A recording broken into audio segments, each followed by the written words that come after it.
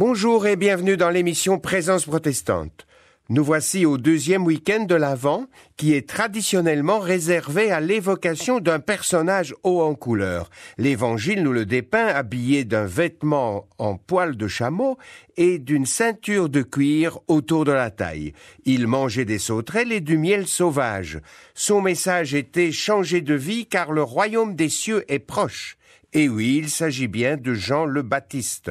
Ce soir, le pasteur Emmanuel Coulon va nous faire voyager dans les traces de Jean-Baptiste et nous placer devant son message qui, aujourd'hui encore, peut nous apporter un autre regard sur la vie. Fais-nous entendre encore le cri de Jean-Baptiste, préparons les chemins du Seigneur sans délai. Fais-nous entendre encore le cri de Jean-Baptiste, préparons les chemins du Seigneur sans délai.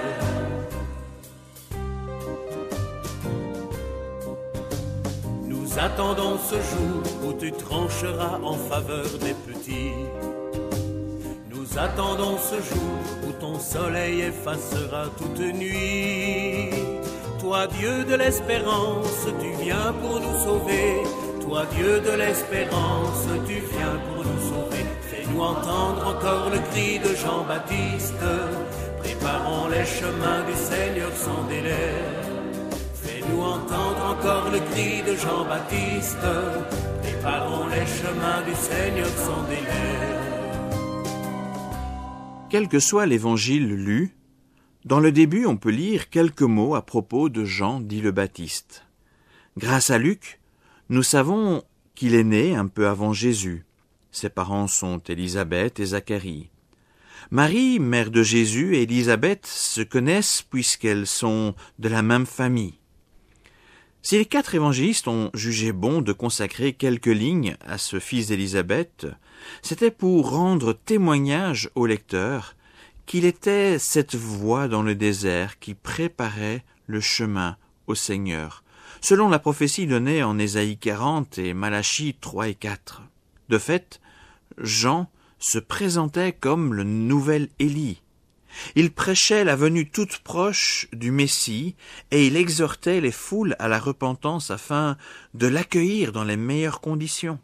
Et très probablement, à l'instar de ce qui se pratiquait en certains lieux à son époque où le baptême était vu comme un rite de purification, Jean appelait ses auditeurs à se faire baptiser pour symboliser leur repentance et leur conversion de cœur.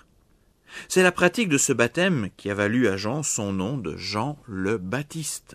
Sans développer ce point, il me semble toutefois utile à ce niveau de préciser que ce baptême diffère quelque peu du baptême chrétien, qui en fait s'enrichit considérablement en rappelant la mort et la résurrection du Christ auquel le croyant s'identifie. Mais laissons là ce baptême chrétien pour garder notre attention focalisée sur le message de Jean. Un jour, alors que Jean prêche à la foule près du Jourdain, Jésus arrive près de lui. Et pour des raisons qui sont trop longues à développer maintenant, le Seigneur demande à Jean qu'il le baptise lui aussi. Le récit de ce baptême assez particulier est décrit en détail dans l'Évangile selon Matthieu. C'est ainsi que dans cet Évangile, au chapitre 3, le verset 2, nous apprenons ce que dit Jean à la foule. « Changez de vie, car le royaume des cieux est proche. » Après, le récit évangélique se poursuit, et conformément aux prophéties vétérotestamentaires mentionnées plus avant, Jean le Baptiste laisse désormais la place au Christ. Or, dès le chapitre suivant, les mêmes mots retentissent à nouveau, mais cette fois dans la bouche de Jésus. Nous le savons, le fils de Marie passe 40 jours dans le désert juste après son baptême auprès de Jean le Baptiste.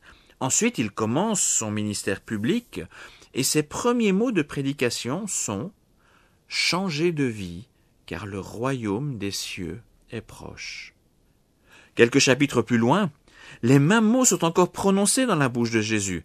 En Matthieu 10, verset 7, alors qu'il s'apprête à envoyer les 12 disciples en mission, en stage pastoral en quelque sorte, le Seigneur leur dit « En chemin, proclamez et dites « Le royaume des cieux est proche. » On voit là une sorte de passage de témoin de la proclamation évangélique.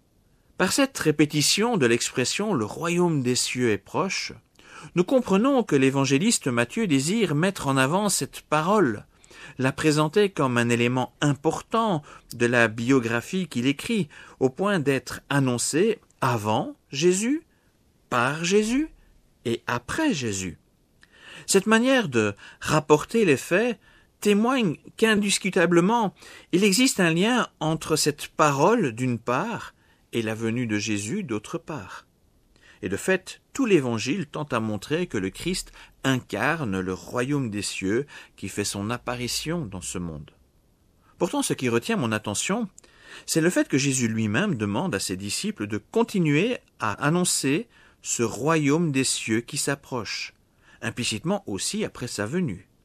Ce n'est pas seulement pour avant et pendant le ministère de Jésus que cette parole a du sens, mais aussi pour après. Cette parole reste donc encore pertinente aujourd'hui. Nous le savons, Jésus-Christ a promis de revenir. Mais est-ce la seule raison pour laquelle cette parole doit être proclamée? Est-ce uniquement lié à la présence physique de Jésus? En réalité, le royaume des cieux n'est pas directement visible de nos yeux, mais il s'agit malgré tout d'une réalité proche de nous, accessible par la foi. Parler du royaume des cieux, c'est entre autres parler de toute la réalité qui est sous la seigneurie de Dieu, tous les domaines où Dieu est reconnu, accepté comme roi. Et quand je dis Dieu, comprenons que le Père a remis au Christ cette royauté. Ce sont donc tous les domaines où Christ a autorité, où il règne pleinement. Présenté ainsi, il me semble plus facile de comprendre que le royaume des cieux est effectivement très proche. Il s'agit de tous ces domaines visibles et invisibles où Jésus peut agir. Et donc ce royaume n'a jamais été aussi proche de nous que maintenant. Le royaume est là, dans les domaines de notre vie où nous lui reconnaissons la seigneurie du Christ. À chaque fois que nous acceptons Jésus comme maître, seigneur pour un domaine de notre vie, nous franchissons en quelque sorte la frontière de son royaume. Le chemin pour arriver à ce royaume peut être très court ou, à contrario, interminable. Le chemin court est le pas de foi par lequel nous disons au Seigneur « non pas ma volonté, mais la tienne ». Le chemin interminable est celui que nous empruntons quand nous refusons d'entendre l'appel du Christ pour tel ou tel domaine de notre existence, préférée en garder le contrôle. Imaginons que nous soyons sur une plage. La mer est juste là, toute proche. Le pas de foi consiste alors à se jeter à l'eau et se laisser porter par elle, ce qui est généralement vu comme un plaisir, surtout quand quelqu'un te dit « Allez, viens, elle est bonne ». D'autres vont préférer marcher au bord de l'eau, tout le long de la plage, mais sont jamais entrés dans l'eau. La mer est toujours toute proche, mais jamais ils n'expérimentent l'agréable baignade, par peur de se mouiller, par peur de l'eau froide, par peur d'être ballottés, éclaboussés par les vagues. Nous avons tous, dans notre vie, des domaines où le royaume des cieux est tout proche, sans pour autant y être vraiment.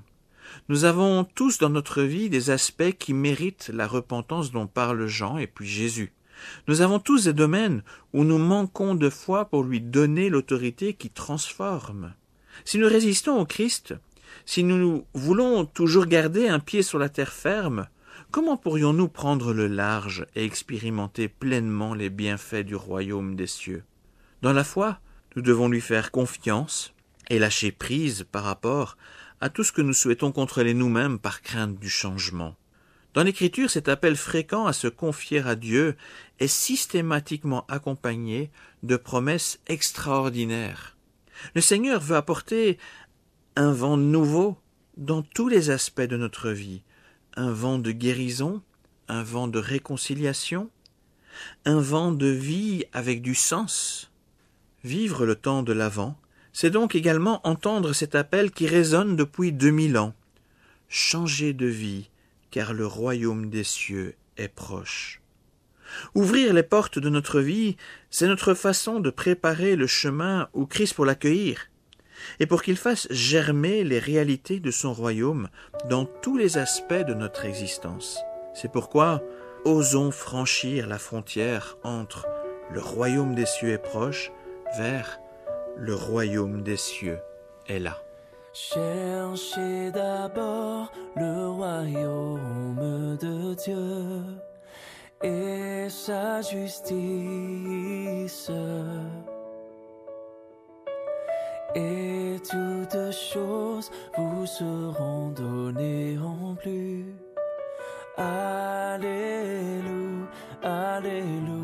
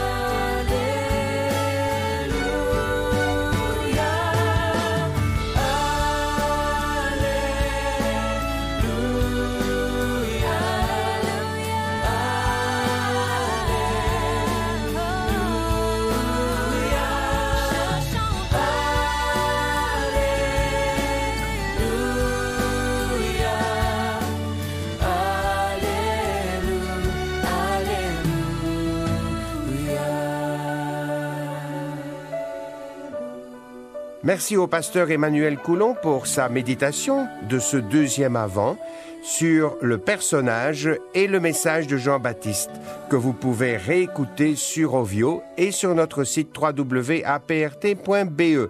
Bonne soirée sur la première et à samedi prochain.